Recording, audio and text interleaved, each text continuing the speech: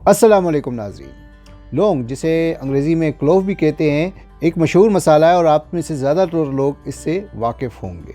इस पर मौजूद ताज की वजह से लोग इसे अमूमन मसालों का बादशाह भी कहते हैं। इस वीडियो में मैं आपको बताऊंगा कि इसके क्या क्या तिब्बी फ़वाइद हैं, इसके क्या क्या नुकसानात हैं, इसका मिजाज क्या है और दीगर इस तरह की कई मालूमात। तो ये वीडियो आप लाजमी देखें और आखिर तक देखें।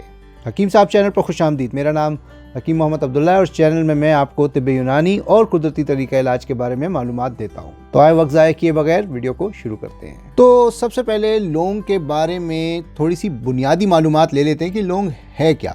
लौंग एक दरख्त जिसका नबाताती या बोटेनिकल नाम सिज़ियम एरोमेटिकम है की खुश्क की हुई कलियाँ हैं। लौंग का दरख्त 26 से 40 फुट तक ऊंचा होता है। लौंग की कलियाँ शुरू में हल्के जर्द रंग की होती हैं, फिर हरे रंग की हो जाती हैं और आखिर में सुर्ख रंग की हो जाती है। और जब ये सुर्ख रंग की हो जाती हैं तो इन्हें तोड़कर खुश्क कर लिया जाता है। खुश्क होने पर इनका रंग सुर्ख स्याही माइल हो जाता है। ऊपर की तरफ 4 दांत की शक्ल के उभार होते हैं, जिन्हें देखकर ऐसा महसूस होता है कि लौंग के सर पर ताज है या कोई टोपी है। इसके दरमियान एक गोल सा उभार होता है जो असल में इन कलियों की पंखड़ियां हैं। नीचे की तरफ कदरे लंबी नोकदार डंडी होती है। लौंग का मज़ा तल्ख व तेज खुशबूदार होता है और बू तेज खुशगवार होती है। लौंग से तेल भी निकाला जाता है जिसका इस्तेमाल ज्यादातर दवाओं में ही किया जाता है। इसकी सबसे ज्यादा पैदावार इंडोनेशिया, मेडागास्कर, तंजानिया, कोमोरोस और श्रीलंका में होती है। अगर इसके मिजाज की बात की जाए तो ये मिजाज में गर्म और खुश्क है। अब देखते हैं इसके अंदर क्या क्या नमकियात और विटामिन्स पाए जाते हैं, यानी कि न्यूट्रिशनल फैक्ट्स। लौंग के अंदर फाइबर और प्रोटीन काफ़ी मिकदार में होती है। इसके अलावा इसमें मैग्नीज, कैल्शियम और मैग्नीशियम भी मौजूद होता है। विटामिन में इसमें विटामिन के और विटामिन सी काफ़ी मिकदार में मौजूद होती है। इस लौंग में ख़ास किस्म के कंपाउंड यूजिनॉल और कैरियोफिलिन और दीगर ज़रूरी तेल शामिल होते हैं, जिसकी वजह से इसमें इतने तिब्बी फ़वाइद मौजूद हैं। अब बात करते हैं इसकी खूबियों और फ़वाइद के बारे में, यानी कि बेनिफिट्स एंड प्रॉपर्टीज़। तो सबसे पहली बात तो ये है कि ये दांतों और मसूड़ों के लिए इंतहाई मुफीद है। लौंग को रवायती तौर पर दांतों के दर्द और मुंह के दर्द के इलाज के तौर पर इस्तेमाल किया जाता है। लौंग में मौजूद यूजिनॉल में सोजन और दर्दों को तस्कीन देने की खसूसियात पाई जाती हैं। लौंग मुंह से सोजन को कम करके और बैक्टीरिया को मारने में मदद करता है। दांत के दर्द के लिए अमूमन इसका तेल इस्तेमाल किया जाता है। इसके अलावा इसके चबाने से भी दांत की बदबू दूर हो जाती है। इसके चबाने से मसूड़े भी मजबूत होते हैं। गैस और निज़ाम हज़म के मसाइल के लिए भी इंतहाई मुफीद है। गैस को कम करने के लिए, बदहज़मी को दूर करने के लिए, मैदे और जिगर को ताकत देने के लिए और उनकी कमज़ोरी को रफ़ा करने के लिए, पेट के दर्द के लिए इसे दीगर दवाओं के साथ या अकेले इस्तेमाल करवाया जाता है। हज़म के मसाइल के लिए इसका जोशांदा भी दिया जाता है। इसके अलावा इसका तेल भी गैस और पेट के दर्द के लिए मुफीद है। खांसी और ख़ास तौर पर वो खांसी जो कि सर्दी की वजह से होती है, उसमें भी ये इंतहाई मुफीद है। सर्दी में होने वाली खांसी, नज़ला, ज़ुकाम, बुखार के लिए इसको अमूमन इस्तेमाल करवाया जाता है। इस मकसद के लिए अमूमन इसे शहद के साथ इस्तेमाल करवाया जाता है। इसमें एंटी इन्फ्लेमेटरी यानी कि सोजन और सोजिश को कम करने वाली खूबियाँ पाई जाती हैं और ये वर्मों को कम करने में मदद करता है।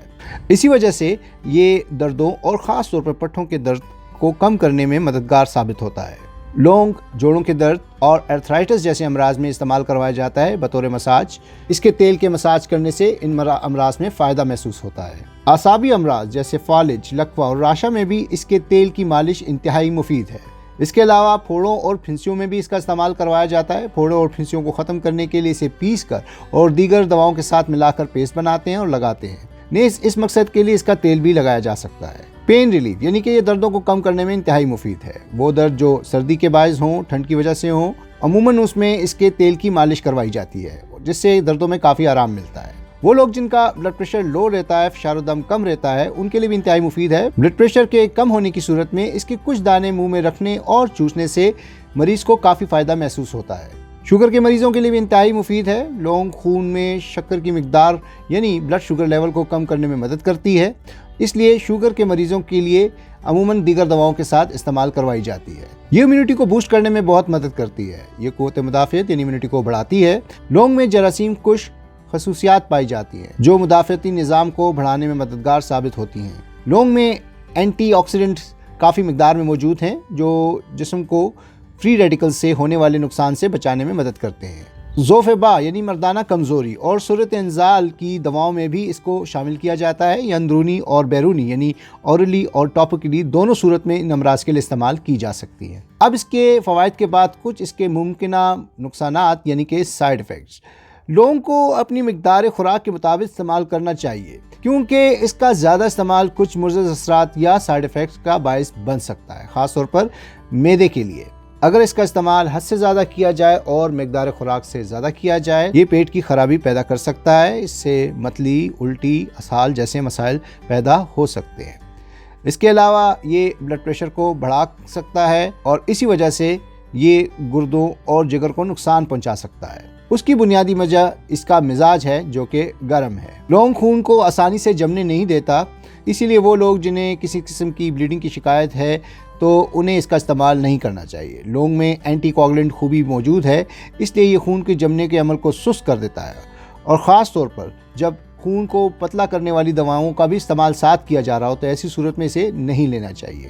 کچھ لوگوں میں اس کا الرجک ریئیکشن بھی ہوتا ہے اور انہیں ریشز، خارش اور سانس لینے میں دشواری جیسی علامات پیدا ہو جاتی ہیں۔ اینٹیڈوٹ یا مسئلے، اس کے مضر اثرات کو قابو کرنے کے لیے اور کم کرنے کے لیے آپ گوند کیکر، جسے انگریزی میں گم عریبک بھی کہتے ہیں، کا استعمال کروا سکتے ہیں۔ الٹرنیٹیو یا بدل، ویسے تو لونگ بآسانی مل جانے والی چیز ہے، لیکن اگر نہ ملے تو آپ اس کی جگہ دار چینی، جسے انگریزی میں سینامن کہتے ہیں، اور جویتری، جسے انگریزی میں نٹ میگ کہتے ہیں، کا بھی مختلف جگہوں پر استعمال کر سکتے ہیں۔ مقدار خوراک یا ڈوزیج، خام حالت یا را حالت میں لونگ کو یا کلوز کو 0.25 گرام سے 2 گرام تک استعمال کرنا چاہیے، اور تیل کا استعمال 1 قطرے سے 5 قطروں تک کرنا چاہیے۔ اور اب آخر میں اس کے مختلف نام یعنی کہ ویریس نیم، تو نباتاتی یا بوٹینیکل نام جیسا کہ میں پہلے بھی بتا چکا ہوں، سیزیگیم ایروماٹیکم ہے، انگریزی میں اسے کہتے ہیں کلوو، اردو اور ہندی میں اسے کہتے ہیں لونگ یا لونگ، عربی میں اسے کہتے ہیں قرنفل،